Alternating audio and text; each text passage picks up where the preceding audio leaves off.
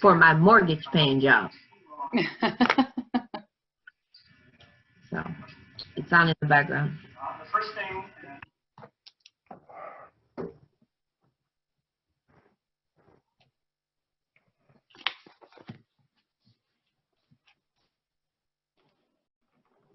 Not here yet. Okay. Okay, looks like we got a quorum. Next item, please. Item 2, approval of agenda. All right, what is the will of the body? Move approval. Can I get a second, I have please? Are we only approving the agenda for the 5:30 meeting? That is correct. Okay, thank you. So can I get a second? I second. It's been moved and seconded. Please. I'm sorry, I didn't hear who was the first motion. I did, Cheryl. Oh, thank you. President Alvarado, Yes. Vice President Suddeth, Yes. Director Stanley, Yes. Director Weiner, Yes. Director Cepeda. Not in attendance. Okay. All right. Next item, please. Item 3, study session, overview of potential comprehensive energy project. Do we have any public input? I have not received anything. Gina? No, I have nothing. Okay, so let's go on. Who's giving us a presentation? Okay, good evening, President Alvarado and members of the board. This is Andrew Clow, the Deputy General Manager. And you will have an ensemble cast here this evening doing a presentation. I'll start it off very briefly here. We also, in addition to staff, we have Ashu Jain from NG, and he has a few of his staff members here as well. And when we get to his slides in the presentation, he will introduce who he has with him here today. Go ahead, Gina. The purpose, what are we here for tonight? We're going to talk about a potential comprehensive energy project. We're going to go through and describe how it can be delivered to further the board's strategic goals and do so with fiscal responsibility. The majority of this project, how we're paying for it, is through energy savings, operations and maintenance savings, and capital projects that are already budgeted. And as Justin will talk a little bit at the end of the program, he can describe a little bit how that works out and how we're paying for this project. Go ahead, Gina. So the outline of what we're going to be talking about here, John is going to start off, and he's going to talk a little bit about how we got started and how this started out as an energy project, and how we're using Government Code 4217. And then it has expanded from that into what we're referring to as a comprehensive energy project, because we've added some scope, some important elements, some infrastructure improvements that are all related and critical to the infrastructure and the operations of the treatment plant. After John sort of describes how we got there, what kind of peer review we've been through, how we've been working with our partners from NG, Aaron's going to come in and describe in more detail the actual project scope. It's a rather extensive scope, so he's going to go through it fairly briefly for this evening, but he's going to identify all the elements and talk about the benefits of the various elements of the project. After he's done with that, Michael will be talking about how it's consistent with the strategic plan goals, talk about the project delivery method that we've been looking at, as I mentioned, using Government Code 4217, but also using a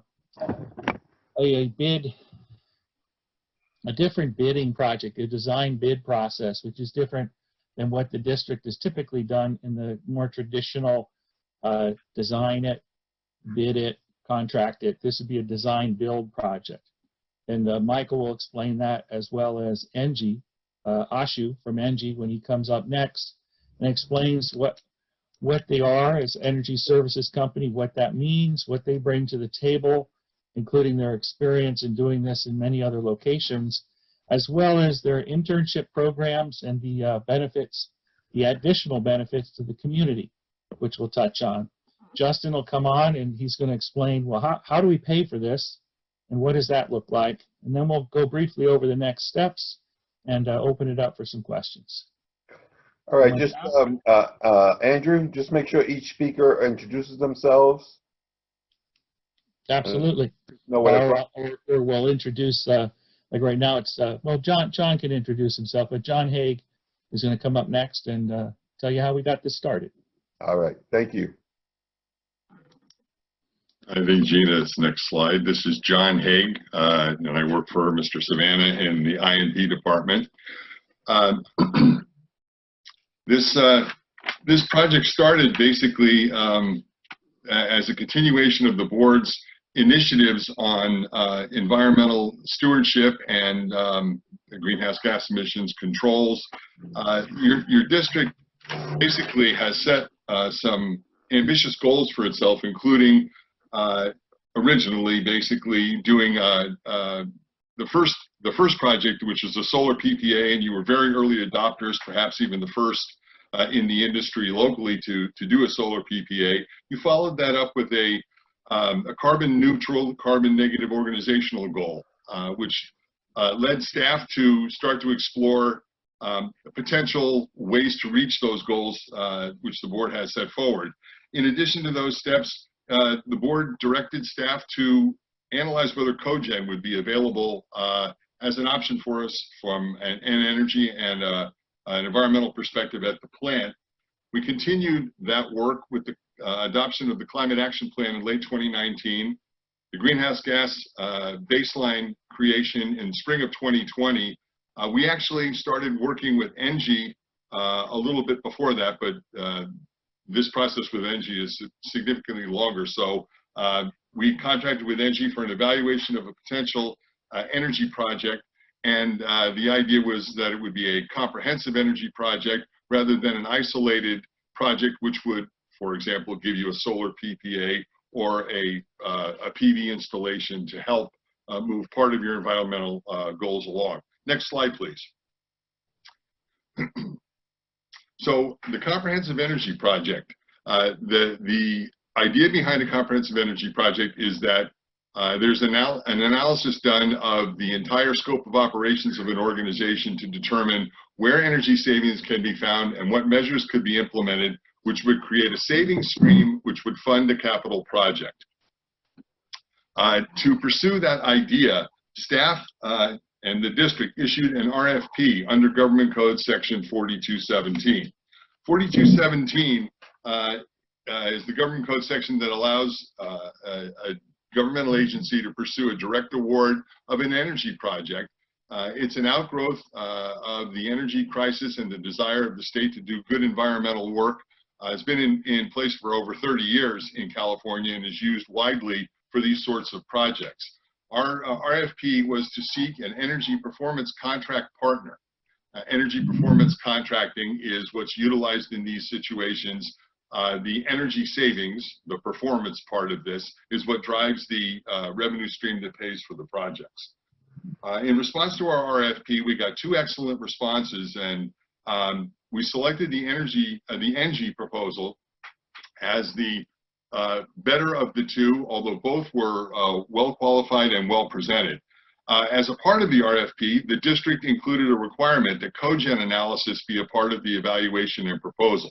So we were able to meet the board's early goal of exploring cogen through the use of this 4217 audit process under a potential energy project. The contract with ENGIE it bears saying that the contract with ENGIE is not a typical contract where we have entered into a contract to pay them for their services. It's interesting here that ENGIE has agreed to perform a comprehensive energy project audit, an investment grade audit, which would allow the district to utilize their audit findings for financing purposes. They will do the design and engineering at their expense and present a project to the district, which the district can choose to accept or not, depending on what the proposal happens to be. So our contract with ENGIE is actually a no-fee contract for purposes of receiving this energy audit. Next slide, please. 4217. It allows for direct award of public construction. Your board is probably very well aware that the typical pursuit of capital project and public work through governmental agencies is done through, as Andrew indicated, design, bid, and build, and it's got very low thresholds. In our case, over $15,000, we are required to do a public process and a bid. 4217 allows for a district, city, county to award a contract directly in a case where a project can be presented where the energy savings involved, the savings involved in the project will pay for the cost of the project over time. The analysis of a project has to include life cycle cost. It has to include the life value of the improvements that are being done in the energy and other savings that are accomplished to be able to show that the project cash flows without the necessity of public investment of dollars. Governments may contribute funds to projects to allow for the inclusion at the government entity's convenience for project elements that wouldn't otherwise be included in an energy project. And you'll hear a little bit more about that shortly. Next slide, please. So wrapping up my presentation, where we are today is that ENGIE has completed a significant amount of engineering and technical review of our processes and our plan. Hundreds of hours of analysis has been performed. The district staff and ENGIE have met on numerous occasions throughout this process. We retained Kenwood Energy for evaluating and peer review of the engineering analysis and project elements that were suggested by ENGIE in their initial proposal. ENGIE's developed sophisticated but not final preliminary cost and scope elements for the project for district consideration. For the sake of efficiency, we've requested that ENGIE provide project elements for digester replacements and the creation of EQ basin capacity, both of which are necessary for plant operations and for meeting the terms of our permit with the state of California, but aren't strictly energy-related elements. And the project's scope has been firmed up, and Aaron will be covering that aspect of this process. Staff's confident that the process is solid and the financial numbers are reliable at this point, although they are not yet final. I'll turn over the presentation at this point to Andrew. Excuse me, to Aaron. Thank you. Thank you very much, John. Good evening, President Alvarado and Board of Directors. Aaron Weiner with the Department of Water Quality and Resource Recovery. So just going to jump into the next slide, if you would, Gina, please. So really going to just quickly go through the project specifics and benefits, and I think many of these you've heard before in various presentations and forms. So solar arrays at the 3 lift stations, including hilltop offices and the treatment plant site. The project's going to involve reduced energy consumption. And I think one of the things that is important to note from a kind of statistical standpoint is that the total project, the total megawatt project or size of this solar installation is about 1.1 megawatts, and that's the equivalent to providing electricity for about 700 homes. So treatment plant upgrades is the next item. We, as has been discussed before, will eliminate the use of the sludge lagoons, greatly reducing greenhouse gas emissions. That was the lagoons, you may recall, were attributed to about 50% of our greenhouse gas emissions from the material released from the lagoons. Excuse the noise in the background. And the next slide, please. So more on specific benefits, project specifics and benefits. Thermal drying will reduce the solids that we're disposing from about 15 to 20% at present to 80 to 90%. And as you can see, we'll reduce the number of truck trips from the plant to the landfill from 600 to 150 or 200 a year. And so basically what we're doing is we will no longer be hauling water or greatly minimizing the amount of water we're hauling in the sludge. And then the next point there is that the heat that is used for drying the solids and also for heating the digesters is going to be captured heat from the cogeneration engine, which is normally waste heat. So we'll reuse that heat as well. And then the last couple bullets there are a couple of additional benefits to the project, avoided costs. And then we also didn't include in the analysis the benefits from our treating and disposing of Richmond's sludge, which is a part of the project that they'll ultimately pay the district for. Next slide, please. And the last three or four slides that I'll be talking about here are really just schematics. And this is a representation of the treatment plant as it sits. Probably doesn't mean a whole lot to folks, but if you move to the next slide, when we move to the next slide, you can see kind of the difference in the increase in scope or what this project is going to do to the treatment plant in terms of the change in the operation. Next slide, please.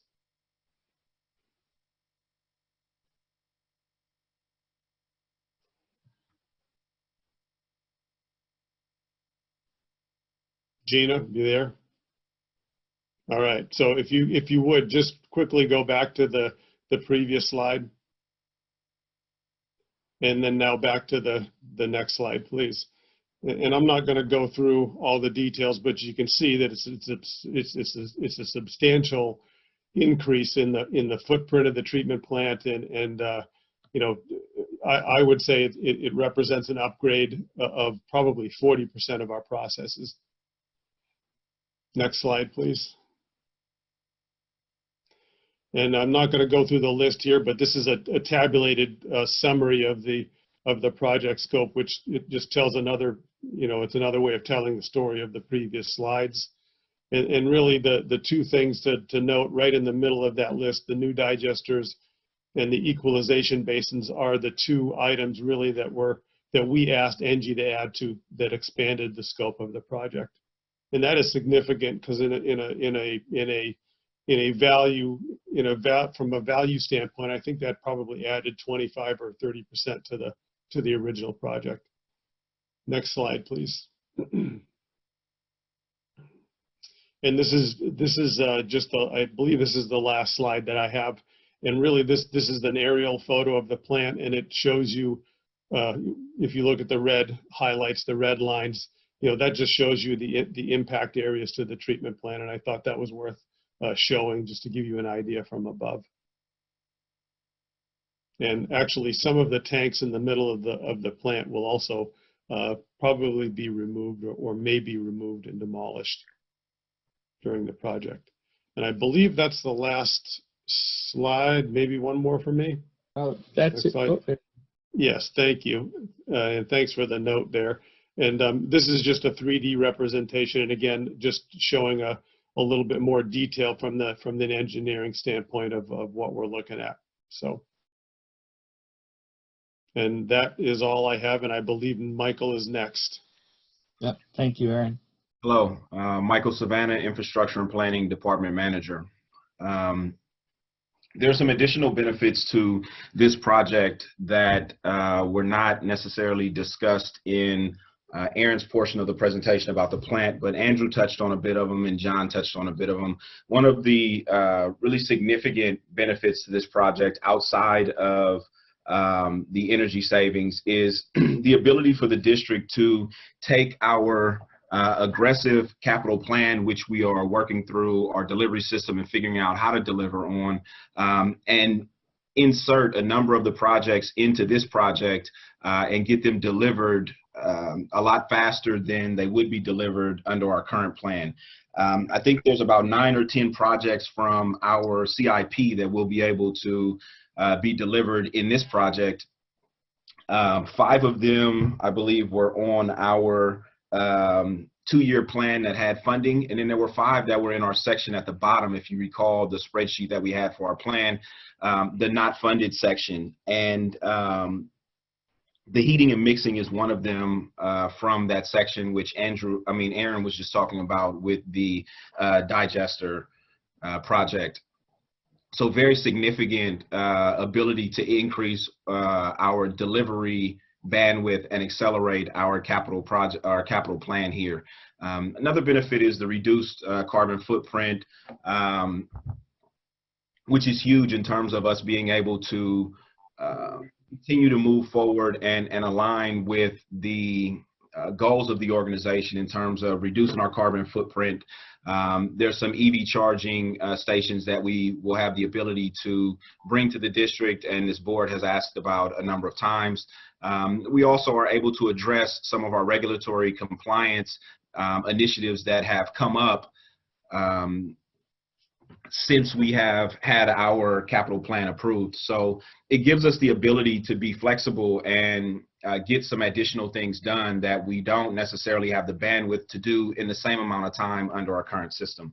Next slide, please. This is and I won't go into each individual project, but this is a representation of the 3 goals that this project will be very directly aligned with. If we look at the other goals that we have, there are some other alignment, but these are very easy to connect and very specific connections between the organization and the board's goals and this project and how it satisfies those goals and aligns with them. Next slide, please. The project delivery method is much different than what we've done in the district in the past. As Andrew and John both mentioned, we traditionally have done a design bid build process in the organization, and there are some benefits to design bid build, but there are also some disadvantages to it. One of the big benefits to design bid build is it's time tested, and it is a defensible and defendable procurement process. The district has used this process with all of the capital projects up to now. One of the disadvantages with design, or a couple of disadvantages with design bid build, are miscommunication between the designer and the construction contractor, and then the owner is stuck in the middle. There are usually a significant or a decent amount of change orders and a slower delivery process. So when you go through the bidding process, that's an amount of time that you can't be building. So you have to select a designer and then design the project and then bid it out, answer all of the questions of the contractor during the RFI process, and then you get to start building. So the design bid process helps us with some efficiencies in that regard. There are some benefits, but there are also some typical disadvantages to a design build process as well, as with everything. Some of the benefits of the design build process are that you have essentially one contract with the designer and the construction firm. So you don't have the same miscommunication between the designer and the construction firm that then the owner is stuck in between. There's a process by which you are assessing the constructability while you are designing, as opposed to having a designer design this project and then you have a construction firm that wants to bid on it, but they have a number of questions and they're asking the designer, and it draws the process out. You're also able to go from designing to building and skip sort of the time that it takes you to bid the process. So you're able to get to ground a lot faster with the design bid process. Some of the typical disadvantages to a design build process are a number of times you see that the final costs are not always easy to determine when you initially set up the project. One of the ways that this is addressed in this process is through this ESCO and the conversations we've had with Engie. We're looking at some guaranteed pricing when we go into this contract, which will eliminate that as a negative aspect of this.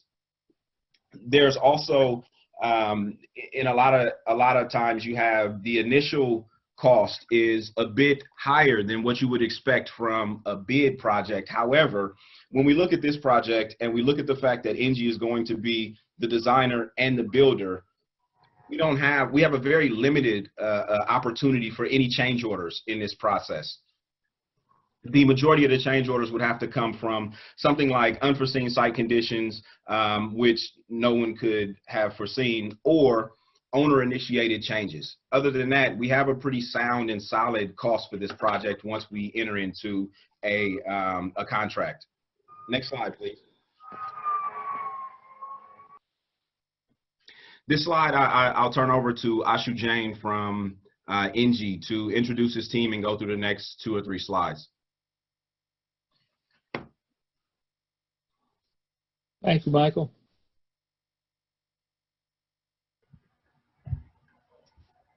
Thank you, Mr. Savannah. Good evening, Board President Alvarado, members of the board and staff. Thank you for giving us an opportunity to introduce our company and ourselves. My name is Ashu Jain. I'm a senior manager with Engie, and I'll quickly introduce myself and some of our team members who are on the panel here. While every member of this team has been working very hard the last 1 year, just looking at the time, I'm just going to introduce a few of us who are on the panel today. Starting with myself, I've been with the company 17 years now, been in the industry a long, long time. I'm a state licensed mechanical engineer, and been involved in design build projects all my life. We also have with us our wastewater specialist, Ravi Bhaskar. Ravi's just been with us for 1 year, but he's been in the wastewater treatment plant industry a long time, 30 years, and he has a PhD. Mark Dewis Smith is our lead project manager. He's been working closely with the staff and with our team and developing the scope of work and really managing this whole project and managing all the subcontractor and the pricing. So Mark's been with us for 6 years and has been in the industry for over 15 years and has a bachelor and a master's degree. Finally, we have Amelia Cottrell, who's been with us only for 1 year. She works very closely with me in developing this project, and she has a bachelor's degree in finance. With that, I'm going to move on to the next slide. Please feel free to interrupt me with questions unless you prefer to have all the questions at the very end. Yeah, well, Thank you. Okay. So I want to briefly go over who we are. As Mr. Hague mentioned, we were selected competitively based on a request for proposal that the district did almost a year ago now. And we've been working since then with your staff, literally thousands of hours by now to put this proposal together. Very briefly about Engie. Engie is one of the largest companies in the world. We are the #1 producer of electricity in the world and the #1 producer of renewable energy in the world in terms of wind and solar. We've been around for over, almost 200 years. We're actually the company that built the Suez Canal. We've been in business continuously since then. And that's important, because we'll be guaranteeing the performance of our project for 20 years. And you definitely want to work with a company that has the financial wherewithal to back up that guarantee and those performance and has been around, and will be around for the foreseeable future. The company the division of Engie that we all work for is called Engie Services US, and we've been in business for 46 years in the US, and we have a very strong presence in California. We are headquartered in Oakland. We are the largest energy services company in California in terms of number of people. We have 8 offices and 180 professionals in California. This project will be handled out of our Oakland headquarters, and obviously that's really close to your plant. I think, I guess the only other thing I want to mention here is, we only work for the public sector. We have a tremendous amount of experience in working with special districts and public sector, and that's all we do. We don't do any commercial. Our division doesn't do any commercial, industrial, or residential work. We are just focused on public entities. And as Mr. Hague mentioned, we made a decision to do this project at our risk. We are doing all the engineering, and everything that we've done is completely at our risk. And we've spent over $600,000 until this point. And I say that just to show you that we've been a great partner, and we are here for the long runs. And the district is not obligated to do anything with us. Instead of clicking my computer, would you please go to the next slide? So this is just a representation. I just wanted to show you that we have a tremendous amount of experience in California with public entities, as well as using Government Code Section 4217 with design build projects. So I would say probably 99.9% of these entities have used Government Code 4217 design build to implement these projects. So we do have a tremendous amount of experience in successfully implementing these design build projects. I will now take you through each one of these projects. I'm kidding. Let's go to the next slide.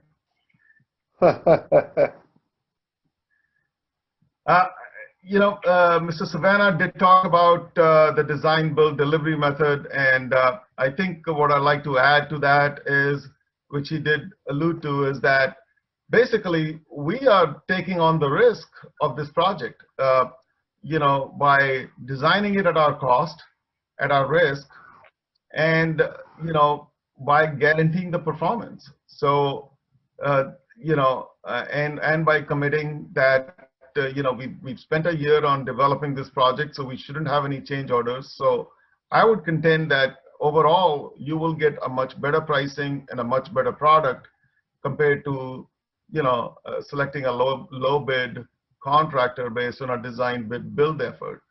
The district definitely has more control over the project through this process, because they've been working very closely with us on, the staff has been working very closely with us on a scope of work. They totally decide the scope of work. Even our subcontractors, we will run them by staff, and the make of the equipment, everything, the staff will have a say on who, what equipment we install, what subcontractors we choose to work with. And that is, of course, the kind of control that you will never get in a design bid build work. And we're very transparent in everything we do, in our calculations, in our pricing, and we've competitively bid the project, and we've demonstrated to the district, how we did that. We've been very transparent about our pricing. When we design these projects, we are not selling any equipment to you. We don't manufacture anything. So when we do the design, all we are looking at is what is the best solution for the district. So that's why we say we are vendor agnostic, and we just do what we feel is the best solution for the district. And the other key benefit of this project is the team that you see today is the team that you'll see till the very end of the project. There is no design team and a construction team. Everything that we, the people that staff and is dealing with are actually the people who will be building this project. So we will, be here until the very end.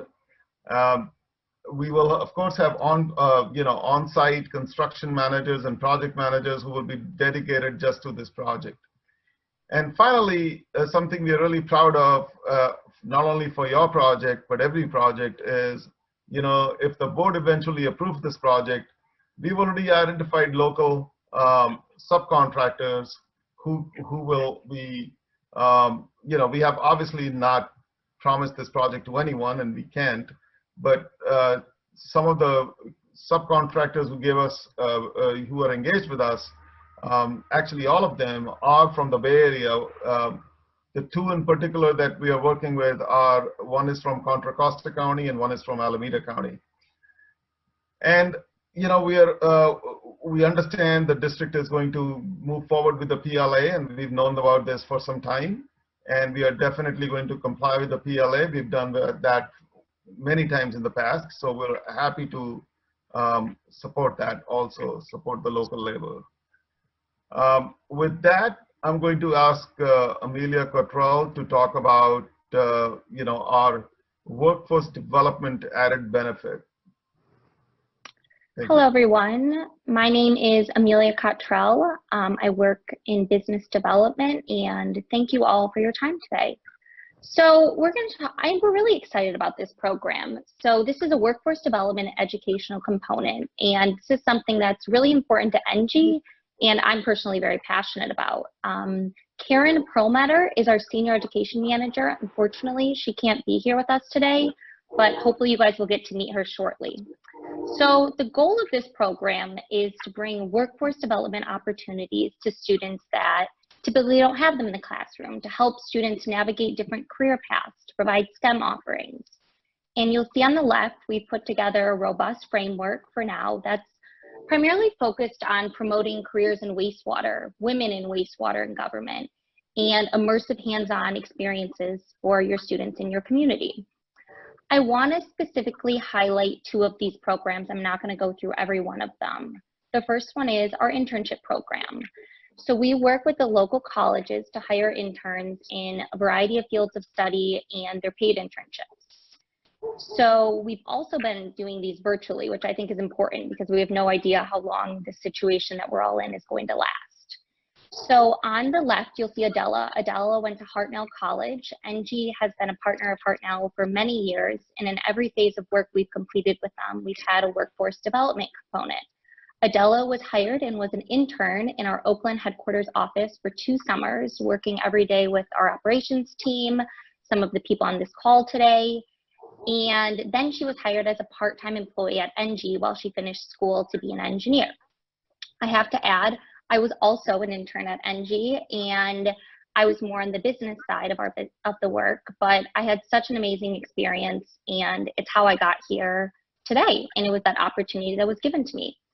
So I think this is exciting because this opportunity allowed Adela to figure out what she wanted to do, what I wanted to do, and I think that's what's really powerful about this partnership approach.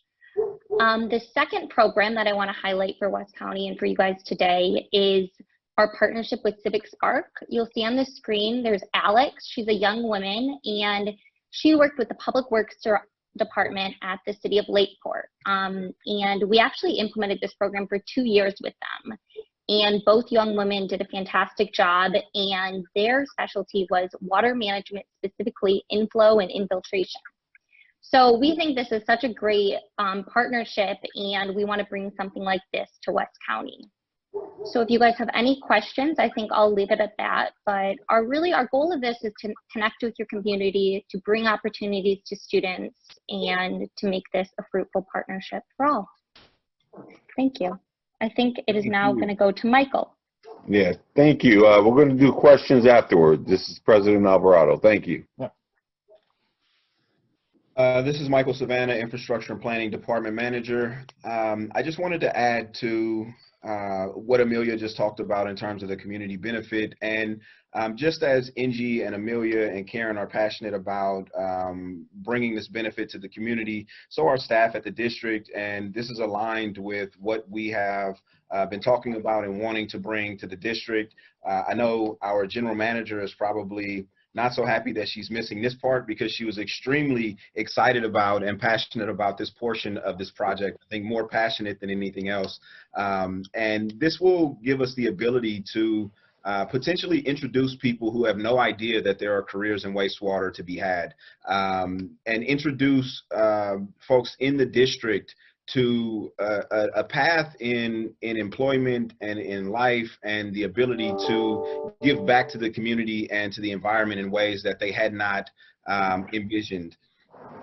And I think having the ability to reach those generally untapped resources in the district is of a huge benefit, not only to the community, but to this organization. And that includes women as well as minorities in the district. Next slide, please.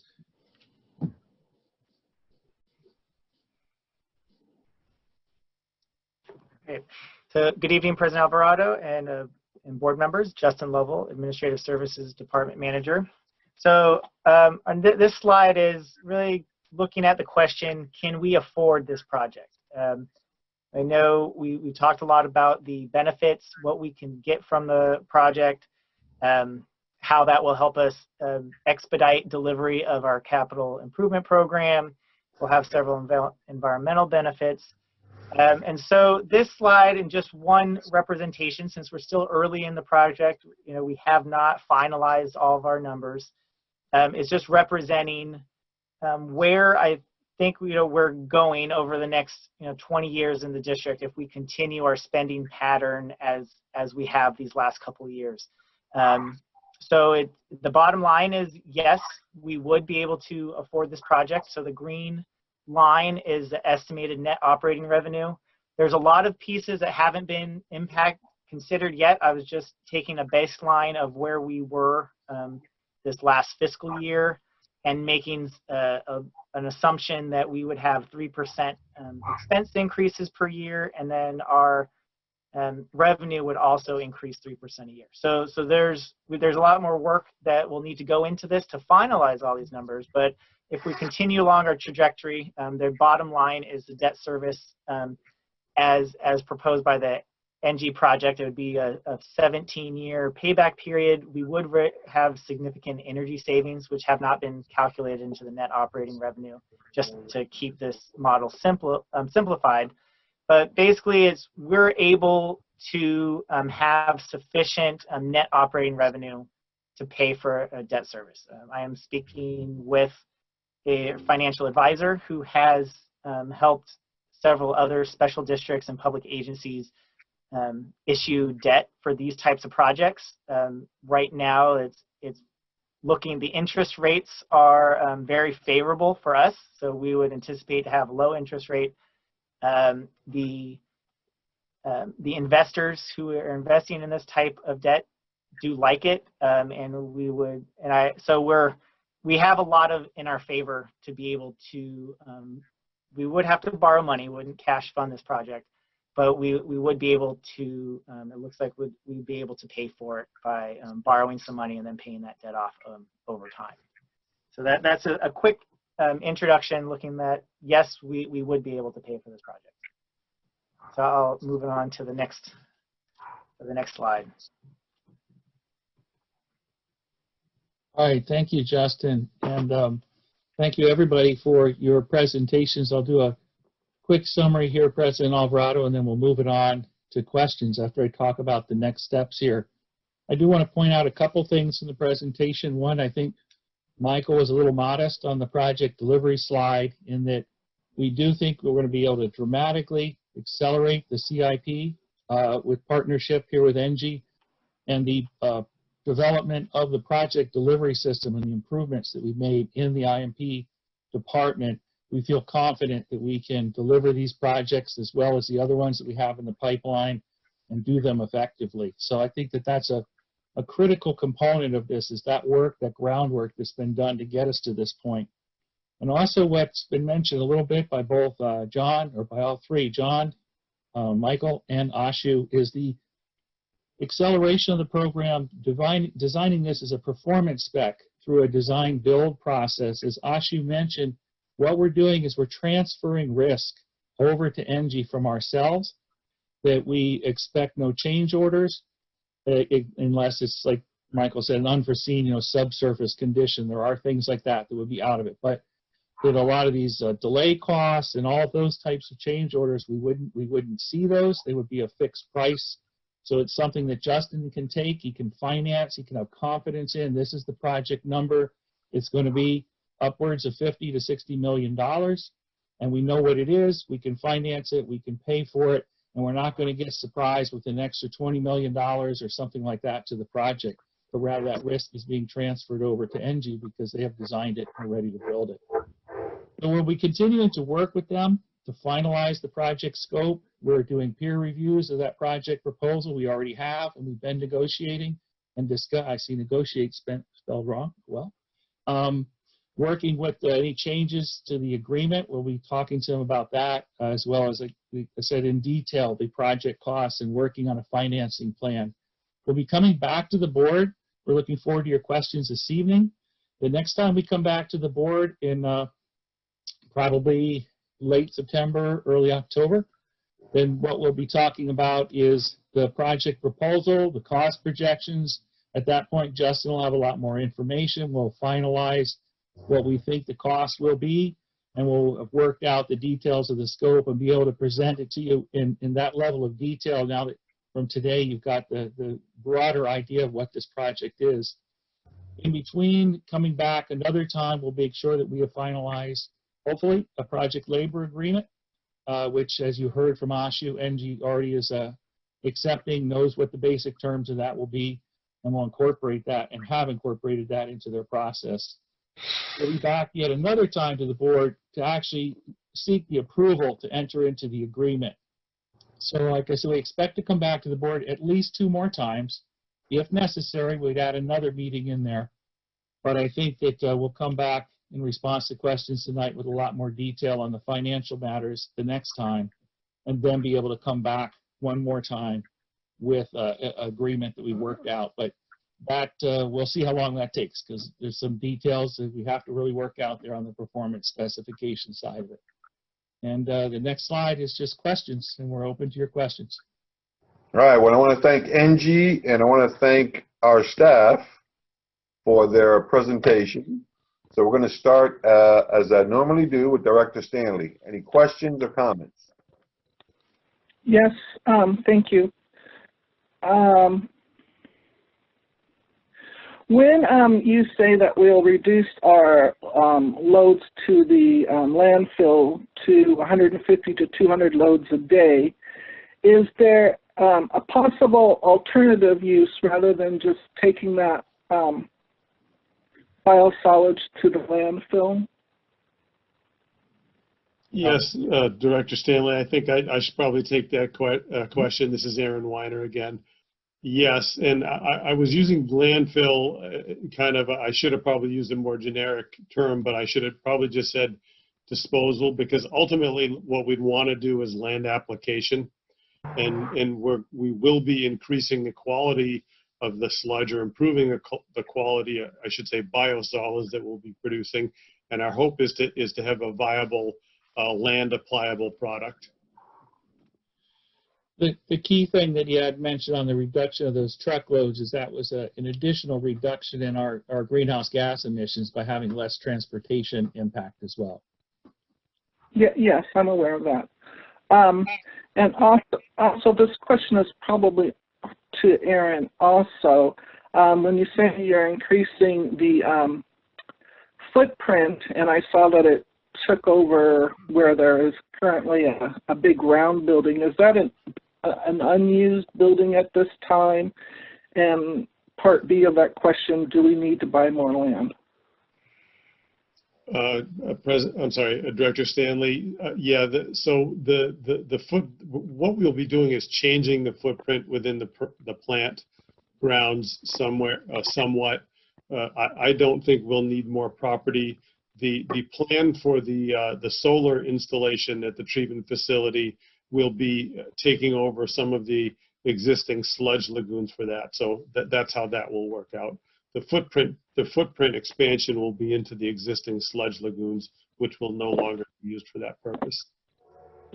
Director Stanley, related to that question about the land acquisition, is one of the key components of this project. An additional benefit is our compliance with the Water Board order to increase the size of our equalization basins. And by moving to this process, we'll no longer be so reliant on the sludge lagoons. We'll have this drying process, but that will actually free up land that we can use to expand our equalization basins and allow us to be able to do that without having to acquire additional land or using other land.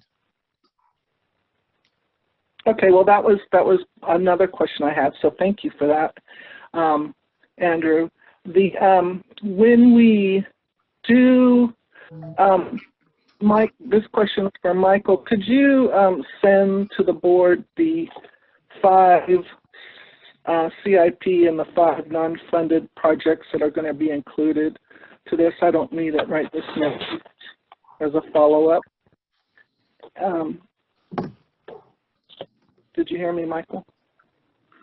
Yes. Maybe. Yep. Okay.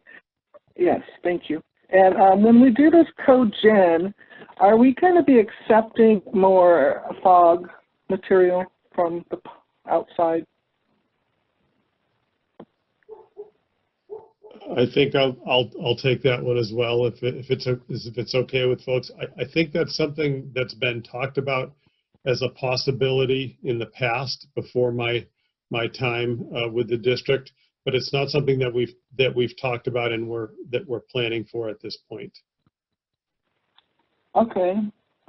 And then to Ashu, it was a pleasure to hear from you again, and I'm glad to see all the things that you're doing. Thank you so much. Normally, I am not somebody who likes project build projects, but your reputation as a company precedes you, and so I have a level of confidence, and so thank you for that. The apprenticeships that might be offered, I understand. The field trips might or might not be possible, but could it be possible to do like virtual tours, create some sort of Absolutely. I think we talked to, Karen Perlmutter talked to us. Because she couldn't be here, we were talking to her yesterday. And we can pretty much do a lot of things virtually. The internships can happen virtually, of course. And we are doing that virtually for other entities right now. As far as field trips, I'll have to think about that. Maybe we can bring the, technology, because what we do for school districts actually is we take live information from our solar and our lighting projects, and we have coursework that goes along with it, that we actually becomes part of their curriculum, because a lot of our work is in school districts. So I can see where we can take some of the technologies that we are installing at the cogeneration and everything else, and take it to a community college classroom. And we already work with several community colleges in the area and do something like that. So I think that's a possibility. I mean, we've done that in the past, and I think that's something that we can definitely uncover with Karen and your staff. That's why I mentioned virtual tours. So how long do you think this project's going to take from start to? Yeah, so I think it'll take us 2 years to complete this project, substantially complete this project from the day the contract is signed and the financing is in place. We were actually thinking it'll take longer, but unfortunately, because the digesters are not in place right now, or not being used right now, that actually expedites our project by almost 9 months. So we were thinking it'll be a 3-year project, but now after the digesters are out of offline, that means we can do all these projects together. So it'll be a 2-year process from start to finish. Okay, and then in my last question, please, maybe this is for Andrew, is I would like there to be a Q&A for the board before the September-October timeframe you were giving, just to have staff tell us, what you are close to solidifying as projects, and seeing if there's any projects that the board would like to see, or any questions that we have a little bit sooner in this process. Can we do that? I'm not sure what you meant by a Q&A for the board on additional projects. Well, for example, in our next meeting, we're going to be talking about the 9 roofs that got repaired or whatever, and are we putting solar arrays on them? And is there any, I know there's a big empty round building on the property. Are we doing something with that? And when we discharge stuff to the bay, can we enhance it in some way, or can we use more of it in some way rather than discharging it to the bay? So those are questions that I would like to have answered, but I wasn't really going to bring up at this particular time. So that's why I was asking for an opportunity to. We could, take a look at the calendars and stuff. I think that we can certainly have, that question and answer session. Certainly, we want you guys to be able to ask whatever you need to here. This is going to take up a good chunk of time, effort, finances, et cetera, resources to do this project. And then some of the things that you just briefly mentioned there would be projects not likely to be part of this comprehensive energy project, but if we wanted to talk about them and would they potentially be able to happen or delayed, or what the schedule for those might be, or where they fit into the CIP, it almost sounds like you're wanting to talk about the CIP as a whole. But we'll certainly go through any questions. I think I just don't understand what all NG can do. Okay. And would be appropriate to ask under there. And I'm sorry, I did have one last question. It was adjusted. 3%, you're counting on 3% increase per year to our revenues, meaning increasing the sewer rate 3% a year. That sort of alarms me, but. Well, that was, yes, Director. Yes, Director Stanley. There was, so that was just a high level estimation. We are coming off of 11% increases over 5 years. So we do need to have some level of increase. I don't know what that exact number is. Like this year, we maintained our rates the same, so we did have 0 increase for this fiscal year. That may be the case for other years. We just need to look at our numbers a little bit more closely. As we get the financing put together, we'll have a better estimate. And then there's a separate work that's going on related to a new 5-year rate plan that we're also working on. All right. Well, Director Stanley, I'm going to ask you to, if you have any more questions, to email them to staff. But I do want a point of clarification that you asked whether it was 150 to 200 loads a day. Isn't that a month, not a day? Yes, you're right. I'm so sorry. Okay. All right. Director Wiener, any questions, comments?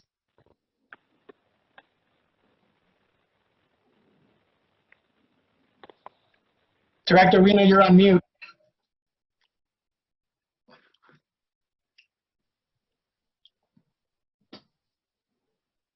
How's my volume? Am I loud or? No, you're good. Okay.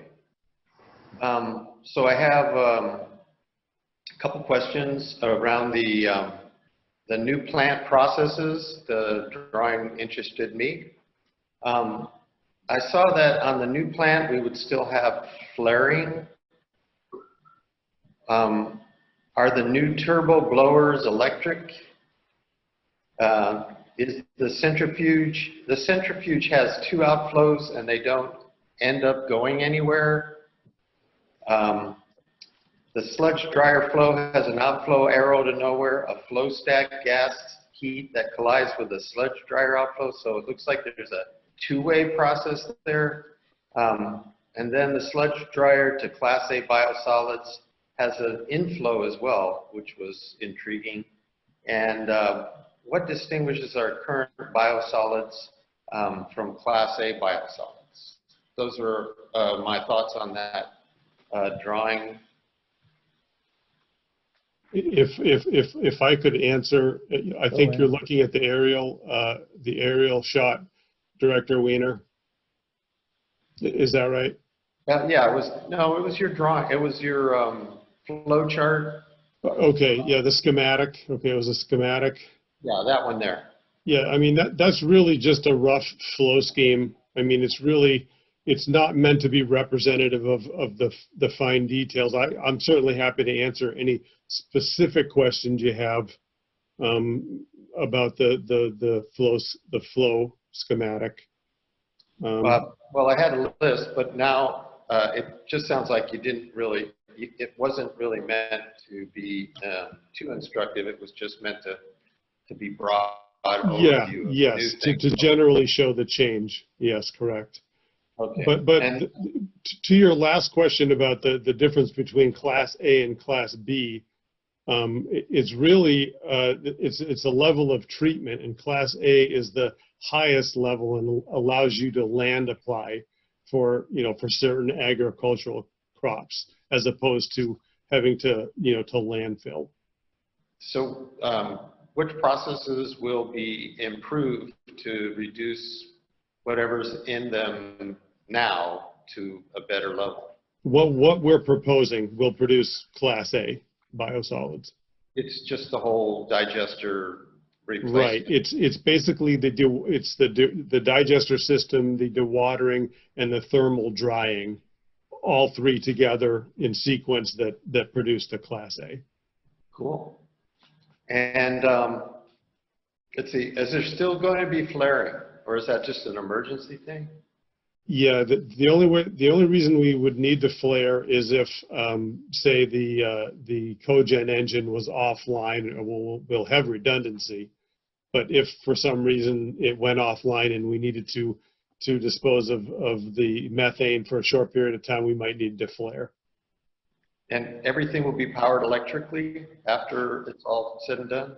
Yeah, and actually, excuse me for 1 second, Director Wiener. Gina, would you mind just flip into the next slide, because that's the existing slide. And if you know, yeah. So again, this is more representative, and again, that flare that you're seeing there is only in the case that we had the engines shut down. And I'm sorry, I didn't hear your last question. Is everything electrical? Everything's powered electrically?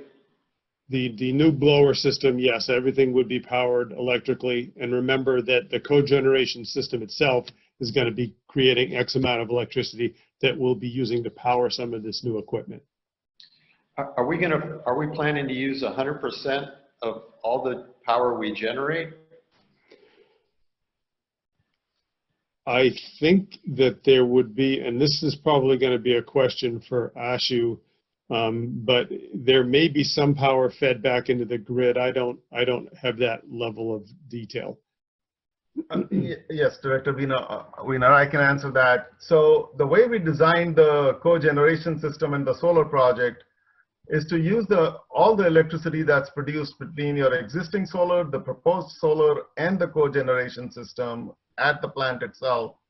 And what you're allowed to do in a cogeneration engine running with digester gas, you're allowed to net meter, which is the same thing you're allowed to do for a solar project. You're continuously buying and selling electricity. If you're producing more, you're selling it to PG&E. If you're producing less, you're buying it from PG&E. The way we sized the projects were so that we're producing as much electricity annually as you're consuming at site. There still will be a residual bill because you can't 100% get rid of all the fixed charges, but this is the best you can do. The lowest amount of bill you can have remaining from PG&E. So you are allowed to net meter. So the answer is yes, we are going to use all the electricity that's produced at site. Okay, thank you very much. Does it make a difference if we're using MCE, Ashu? No, it doesn't. We accounted all the rates and everything. We did work with MCE's rates, and the peer reviewer that staff hired also looked at our calculations, and we've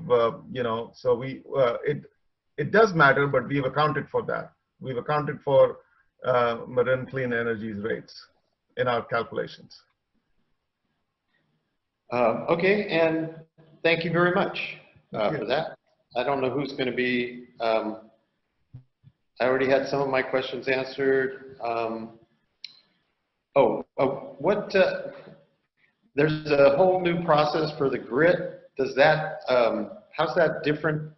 Does it produce different grit than we as an output, or Is it higher quality in some way, less full of sewage, or? Director Weiner, if I can answer that, I think the answer is that it's a more efficient grit system, so it'll remove more grit than we are currently able to, and not allow that grit to pass into the plant and the treatment processes. So we will probably generate a little bit more grit that has to go to landfill. Thank you. That's it for me. Thank you, Director Weiner. Director Cepeda. And thank you.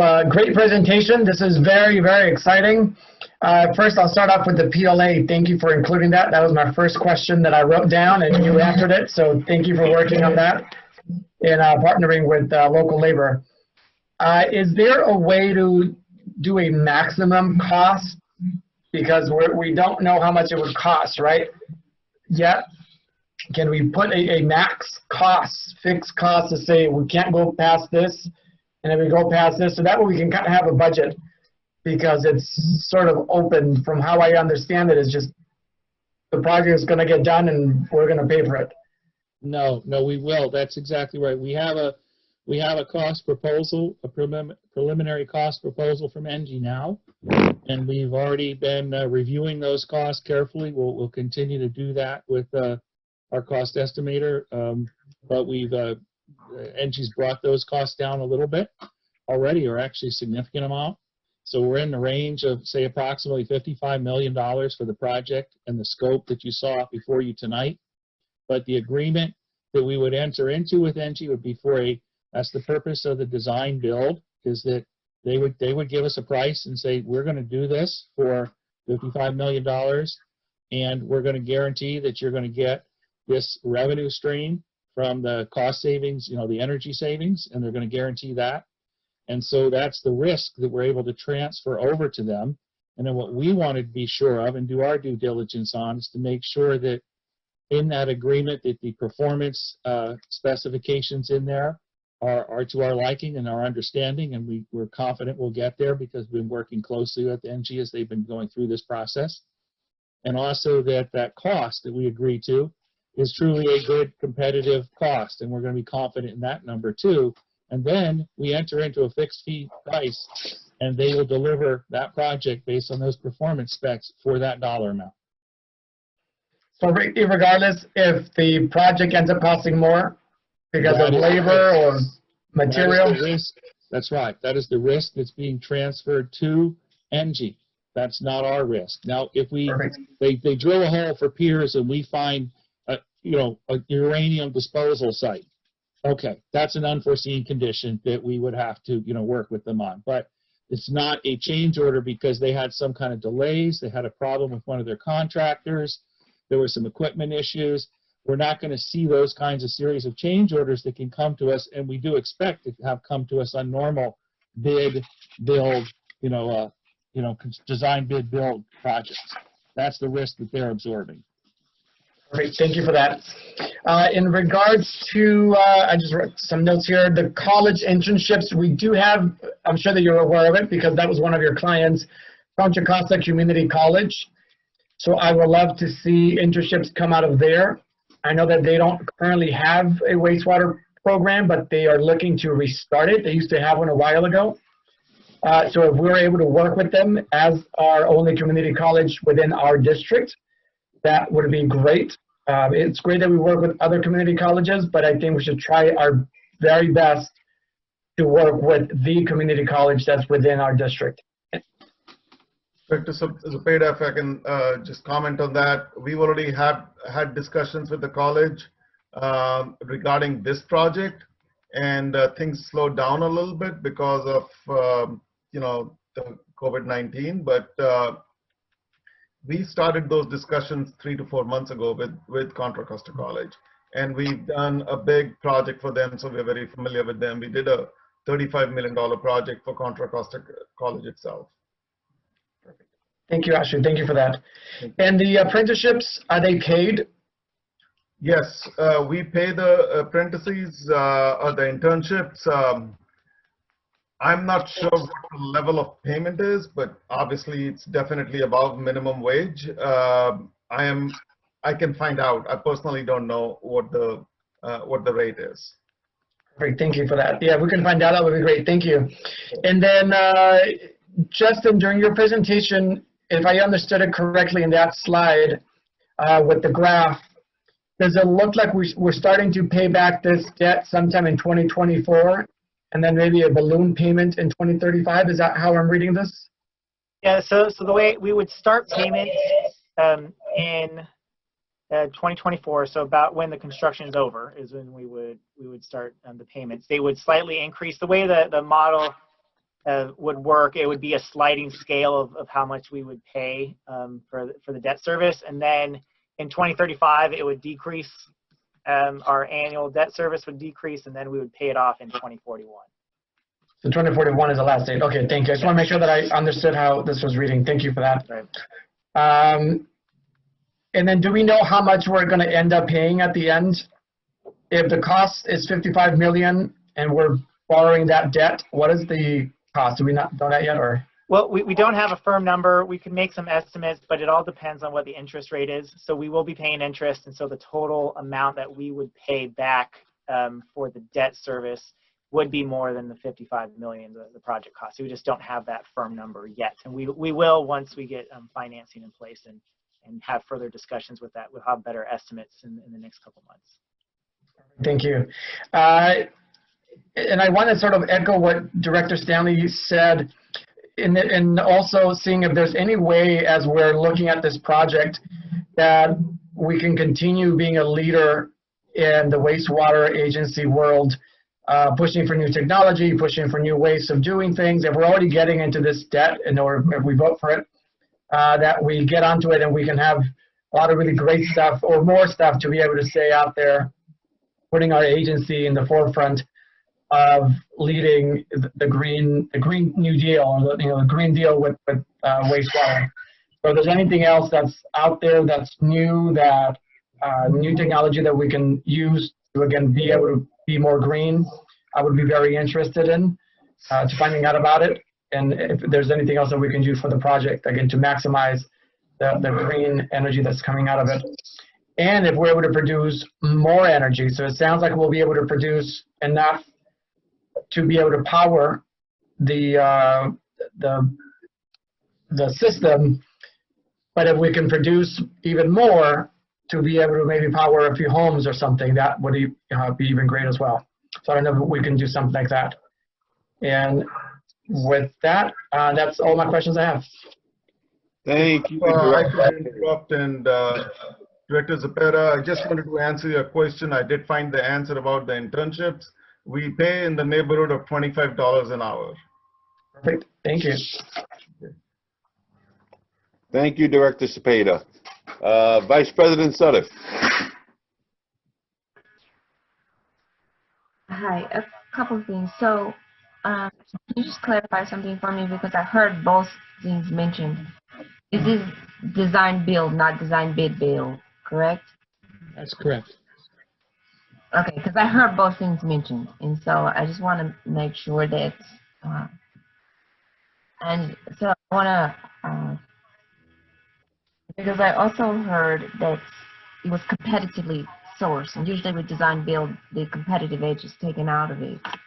So I'm trying to figure out how, I know you said that you did, can you tell me where the competitive part was?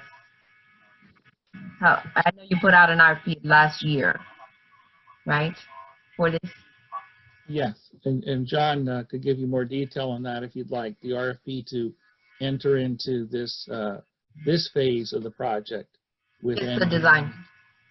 Right, this phase in doing the investment grade audit and doing this preliminary design and coming up with a project.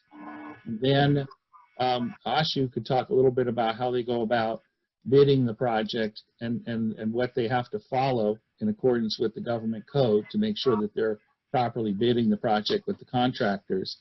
And then as far as us making sure that we think we're getting a good competitive price, is all those numbers and all those bids that Ashu and NG have done are available to us. We'll review, we'll do cost estimation on those, and we have been doing that, and making sure that we're comfortable that this is indeed a good and a fair price and then in entering into the fixed fee, we're then also still have the ability of then transferring the risk of change orders, et cetera, over to NG. But Afashi, you want to talk a little bit about your competitive price, how you go about selecting your contractors? Yeah, I'm good. I'm good with it. I'm good with it. I mean, if Okay. you need to explain it to everybody, I'm real familiar with design bid. I was just trying to figure out if somebody said design bid bill, if I just want to make sure that everybody understood the difference between design bid and design bid build, and that everybody understands that design bid is actually the better of the two for the district, because I heard, I should say earlier, that the chief onus is actually on the engineering firm or the architectural firm, the A&E firm, and rather than on the district, which is true, because the cost and the stress is associated with a project really on them rather than on us as the property owner. So go ahead, sir. Oh, Your expertise. no, thank you so much, Director Sutter. So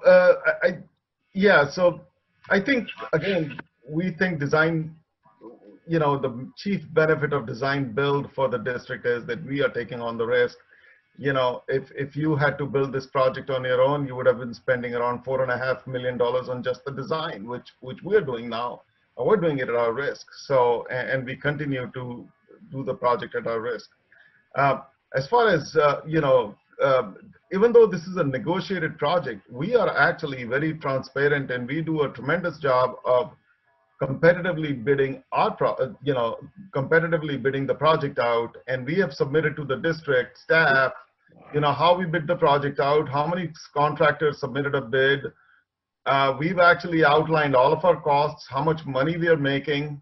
It's completely transparent that you'll never see in a design build world. We are completely transparent on the amount of money we are making.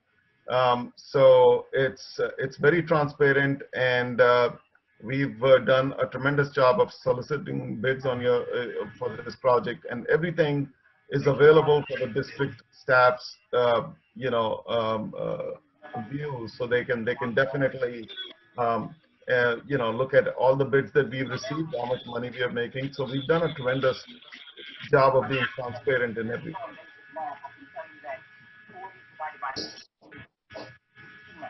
That answer your question? Yes. Thank you.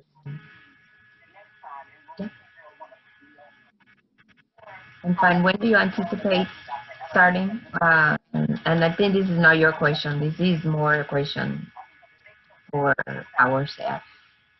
Well, we have this meeting here to get this back in front of the board. We'll be coming back again in, I'm not sure exactly which meeting yet, maybe the first meeting in October. At that point, we'll have a lot more information on the financing. We'll be able to answer your questions in more detail regarding that, and schedules in terms of the agreement. Director Stanley asked about question and answer, so maybe there'll be something before then. We're just talking more about the scope again, so that you guys can really understand what the scope is. And then if we've satisfied those questions, it'll just be a matter of how long it takes us to negotiate the terms of the agreement, the actual contract. I think we'll get to terms on the price and the cost of it sooner than we will on the final terms of the agreement. And then we'll be back to you guys one more time to get authorization to enter into that agreement. And hopefully that means that towards the beginning of the year, January, February, March, in that time frame, that they'd be able to initiate the project. That's in general terms, but really it's in the details of that agreement how long it'll take us to negotiate. And I'm confident we will, but we just those can always take a little bit of time. So construction season next year. I would certainly hope so and expect that. I don't know if they'd be in construction. I don't know how long Ashu thinks he's going to go from the time we sign a contract an agreement to when they'd actually be in construction. They've done a lot of design up front, but I don't know, Ashu, if you'd want to answer that based on that rough outline that we just laid there. Well, yeah, there's, there are parts of this contract that we can expedite, solar and, EV chargers and, lighting. Those are something that we'll be in construction definitely by middle of next year if your board approves the project. There are certain parts of this project that we cannot start before we get a permit, and getting a permit might take us 6 to 9 months. That's true. So I would say we should be in construction starting middle of next year, but it'll continue for at least a year or 15 months even after that. And hopefully we should be complete by end of 2022. Sure. Okay. Thank you. Appreciate it. President Alvarado, it's you. It's you. Thank you, Vice President Sutter. Appreciate your questions. I appreciate the entire board for their questions. I, as President of the board, I'm really excited about this $55 million infrastructure project that's a long time coming. I encourage all board members to send any additional questions to the general manager so she can get you answers on them. Right now, we're going to adjourn for about 10 minutes until about 7 p.m., and we'll start our regular session.